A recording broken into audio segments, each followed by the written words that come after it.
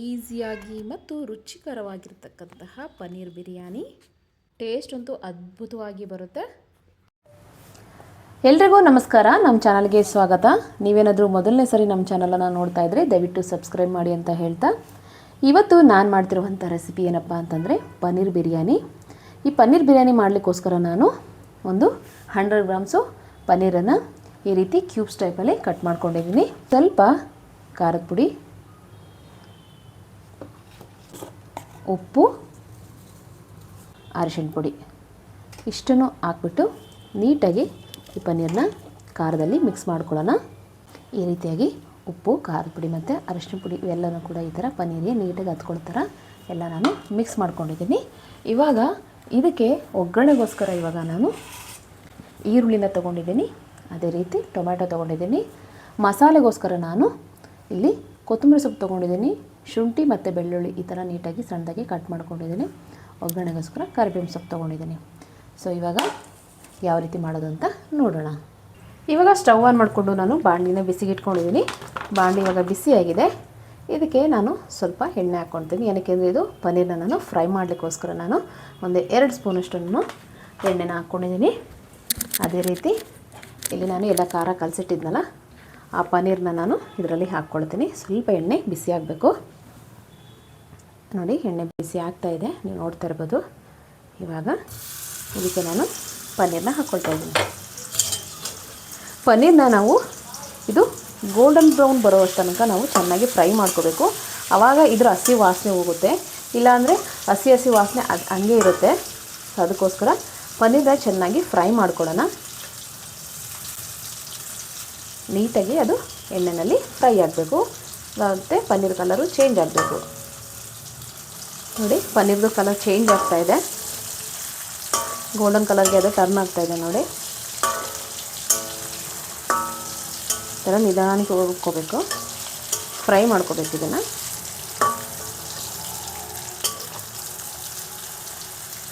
ನೋಡಿ, ಇದ್ರದ್ದು ಪನ್ನೀರ್ದು colour change ಆಗಿದೆ ಇವಾಗ. ನೋಡಿ ಎಷ್ಟು ಸ್ಪಾಂಜ್ ಆಗಿದೆ. ನೋಡಿ, ಈ ರೀತಿ ಪನ್ನೀರು ಕಲರ್ ಚೇಂಜ್ ಆಗಬೇಕು. ನೋಡಿ, ಇವಾಗ ಪನ್ನೀರು ಯಾವ ರೀತಿ ಕಲರ್ ಚೇಂಜ್ ಆಗಿದೆ, ಗೋಲ್ಡ್ ಕಲರ್ಗೆ ಬಂದಿದೆ. ನೋಡಿ, ಈ ರೀತಿ ಫ್ರೈ ಆದರೆ ಸಾಕು. ಇವಾಗ ಇದನ್ನೆಲ್ಲ ನಾನು ಪ್ಲೇಟ್ಗೆ ಟ್ರಾನ್ಸ್ಫರ್ ಮಾಡ್ಕೊತಾ ಇದ್ದೀನಿ. ನೋಡಿ ಎಷ್ಟು ಚೆನ್ನಾಗಿದ್ದು ಗೋಲ್ಡನ್ ಬ್ರೌನ್ ಕಲರ್ ಬಂದಿದೆ. ನೋಡಿ, ಈ ರೀತಿ ಪನ್ನೀರನ್ನ ಫ್ರೈ ಮಾಡಿ ಎತ್ತಿಟ್ಕೊಳ್ಳೋಣ. ಇವಾಗ ಈ ಮಿಕ್ಸಿ ಜಾರಿಗೆ ನಾನು ಕೊತ್ತಂಬರಿ ಮತ್ತು ಪುದೀನ ಇವೆರಡನ್ನೂ ಕೂಡ ಹಾಕ್ಕೊಳ್ತಾ ಇದ್ದೀನಿ. ಮತ್ತು ಸಣ್ಣದಾಗಿ ಕಟ್ ಮಾಡ್ಕೊಂಡಿದ್ನಲ್ವ ಶುಂಠಿ ಮತ್ತು ಬೆಳ್ಳುಳ್ಳಿ ಇದನ್ನು ಹಾಕ್ಕೊಳ್ತಾ ಇದ್ದೀನಿ. ಸ್ವಲ್ಪ ಕಸ್ತೂರಿ ಮೇಥಿ ಹಾಕ್ಕೊಳ್ತಾ ಇದ್ದೀನಿ. ಇದು ಫ್ಲೇವರ್ ತುಂಬ ಚೆನ್ನಾಗಿರುತ್ತೆ. ಮತ್ತು ಬೇಕಂದರೆ ನೀವು ಒಂದೆರಡು ಮೆಣಸಿನ್ಕಾಯಿ ಕೂಡ ಆಡ್ ಮಾಡ್ಕೋಬೋದು. ಇಲ್ಲ, ನಾನು ಮೆಣಸಿನ್ಕಾಯಿ ಹಾಕ್ತಾಯಿಲ್ಲ. ಸೊ ಇಷ್ಟನ್ನು ನಾವು ನೀಟಾಗಿ ರುಬ್ಕೊಳ್ಳೋಣ ಇವಾಗ. ಸೊ ಇವಾಗ ನಾನು ಮಿಕ್ಸಿ ಜಾರಲ್ಲಿ ಹಾಕ್ಕೊಂಡೆ. ನೋಡಿ, ಈ ಥರ ಮಸಾಲ ರೆಡಿಯಾಗಿದೆ. ಇವಾಗ ಸ್ಟವ್ ಆನ್ ಮಾಡಿ ಸ್ಟಾರ್ಟ್ ಮಾಡೋಣ. ಇವಾಗ ನಾನು ಒಲೆ ಮೇಲೆ ಕುಕ್ಕರ್ ಇಟ್ಕೊಂಡಿದ್ದೀನಿ. ಕುಕ್ಕರ್ ಬಿಸಿಯಾಗಿದೆ. ಇದಕ್ಕೆ ನಾನಿವಾಗ 4 ಸ್ಪೂನ್ ಎಣ್ಣೆ ಹಾಕ್ತಾಯಿದ್ದೀನಿ. ಇದ್ರ ಜೊತೆಯಲ್ಲಿ ನೀವು ಬೇಕಾದರೆ ಬೆಣ್ಣೆ ಅಥವಾ ತುಪ್ಪನ ನೀವು ಆ್ಯಡ್ ಮಾಡ್ಕೋಬೋದು. ಇವಾಗ ಇದಕ್ಕೆ ನಾನು ಓಲ್ ಸ್ಪೈಸಸ್ ಹಾಕ್ತಾಯಿದ್ದೀನಿ. ಇದು ನಿಮಗೆ ಚಕ್ಕೆ, ಲವಂಗ ಮತ್ತು ಪಲಾವ್ ಎಲೆ ಇದೆಲ್ಲ ಕೂಡ ನಾನು ಹಾಕ್ತಾಯಿದ್ದೀನಿ. ಜೀರಿಗೆ ಕೂಡ ನಾನು ಆ್ಯಡ್ ಮಾಡ್ಕೊಳ್ತಾ ಇದ್ದೀನಿ ಫ್ಲೇವರ್ಗೋಸ್ಕರ. ಇದೆಲ್ಲ ಸ್ವಲ್ಪ ಬಿಸಿ ಆದಮೇಲೆ ಇದಕ್ಕೆ ಕರಿಬೇವು ಸೊಪ್ಪು, ಅದೇ ರೀತಿ ಸಣ್ಣದಾಗಿ ಕಟ್ ಮಾಡಿದ್ದ ಈರುಳ್ಳಿ ಇವೆಲ್ಲ ಕೂಡ ಹಾಕಿ ಚೆನ್ನಾಗಿ ಫ್ರೈ ಮಾಡೋಣ.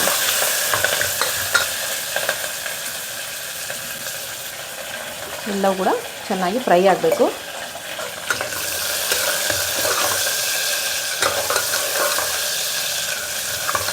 ಈರುಳ್ಳಿ ಕಲರು ಚೇಂಜ್ ಆಗಬೇಕಿದು. ಟೊಮೆಟೊ ಹಾಕಿದ್ದೀನಿ.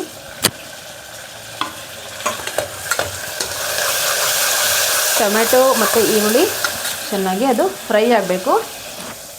ಇದು ಫ್ರೈ ಆಗಬೇಕಂದ್ರೆ ನಾನಿವಾಗ ಇದಕ್ಕೆ ಉಪ್ಪು ಹಾಕ್ಕೊಳ್ತಾ ಇದ್ದೀನಿ. ರುಚಿ ನೋಡಿಕೊಂಡು ಉಪ್ಪು ಹಾಕ್ಕೊಳ್ಳಿ.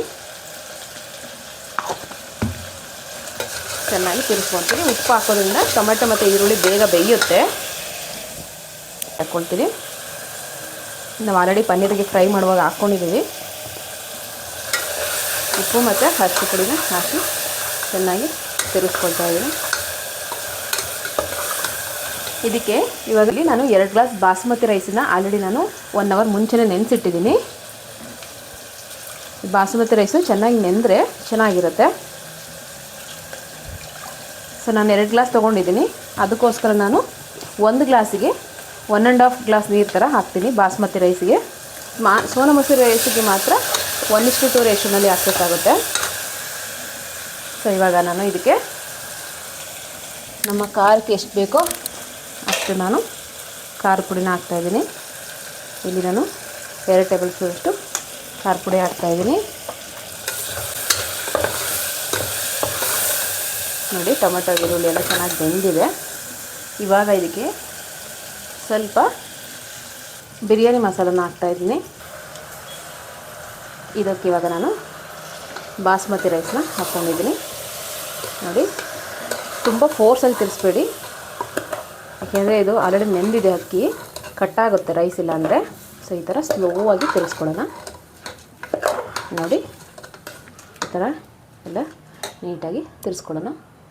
ಇವಾಗ ಲಾಸ್ಟಲ್ಲಿ ಇದಕ್ಕೆ ನಾನು ರುಬ್ಬಿಟ್ಕೊಂಡಿದ್ವಲ್ಲ ಮಸಾಲನ ಹಾಕ್ತಾಯಿದ್ದೀನಿ. ಆಮೇಲೆ ಒಂದು ನಿಂಬೆ ಹುಳನ ಹಿಂಡ್ಕೊಳ್ತೀನಿ. ನಿಂಬೆ ಹುಳನ ಹಿಂಡ್ಕೊಳ್ಳೋಣ.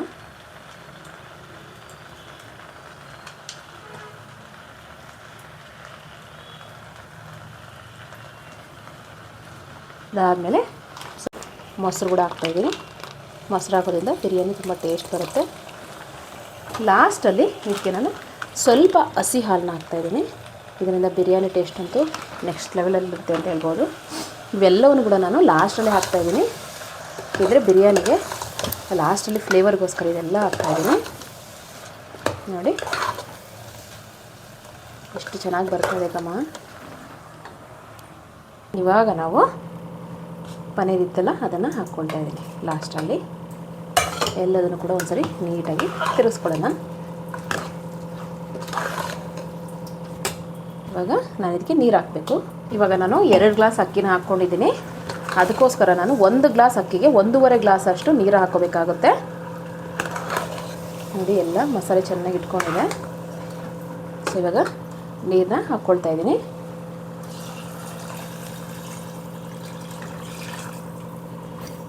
ನೀರು ಸಾಕಾಗುತ್ತೆ.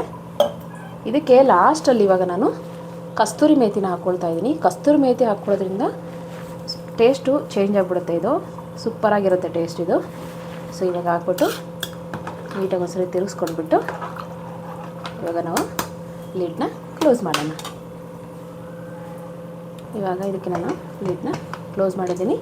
ಇದು ನೀವು 1 ವಿಷಲ್ ಹೊಡ್ಸಿದ್ರೆ ಸಾಕಾಗುತ್ತೆ. ಯಾಕೆಂದರೆ ನಾನು ಆಲ್ರೆಡಿ ಇದು ಅಕ್ಕಿ ಎಲ್ಲ ನೆಂದಿದೆ ಅಲ್ವಾ. ಸೊ ಅದಕ್ಕೋಸ್ಕರ 1 ವಿಷಲ್ ಸಾಕಾಗುತ್ತೆ. ಇದಕ್ಕೆ 2 ವಿಷಲೇ ನೋಡ್ಸ್ಕೊಳೋದು ಬೇಡ. ಇದು 1 ವಿಷಲ್ ಆಗಲಿ. ಇವಾಗ ನೋಡಿ ಕುಕ್ಕರ್ ಓಪನ್ ಮಾಡಿದ ತಕ್ಷಣ ಎಷ್ಟು ಟೇಸ್ಟಿಯಾಗಿ ರುಚಿಯಾಗಿರ್ತಕ್ಕಂತಹ ಬಿರಿಯಾನಿ ರೆಡಿಯಾಗಿದೆ. ನೋಡೋಕ್ಕೂ ತುಂಬ ಚೆನ್ನಾಗಿದೆ ಮತ್ತು ಟೇಸ್ಟ್ ಕೂಡ ಅಷ್ಟೇ ಚೆನ್ನಾಗಿರುತ್ತೆ. ಖಂಡಿತ ನೀವು ಒಂದ್ಸರಿ ಮನೇಲಿ ಟ್ರೈ ಮಾಡಿ ನೋಡಿ. ಯಾವ ರೀತಿ ಬಂತು ಅಂತ ನನಗೆ ಕಮೆಂಟ್ ಮಾಡೋದನ್ನು ಮರಿಬೇಡಿ ಅಂತ ಹೇಳ್ತಾ thank you for watching. Take care. Bye.